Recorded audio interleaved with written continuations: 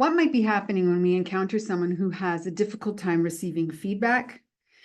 One of the things that can be present is a lack of ability to be comfortable in the difficult or challenging emotions that are around feedback.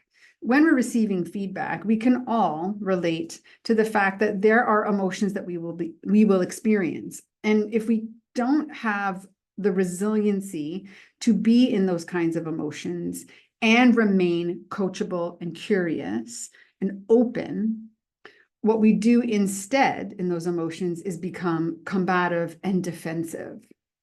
Now, within our emotional intelligence, one of the particular skills that helps us with that is our emotional self-awareness, is having deep, robust awareness of what's beneath the iceberg when we are combative or defensive to feedback.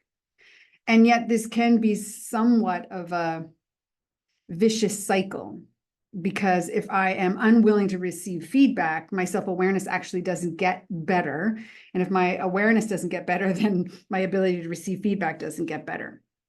So finding the insertion point when we're trying to coach or mentor someone in this capacity revolves around discussions of willingness to be better, willingness to be coachable.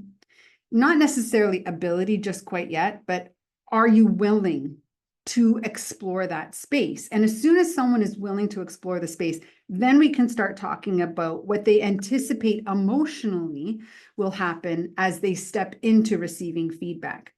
And what we anticipate is more often going to be related to our past experiences with feedback.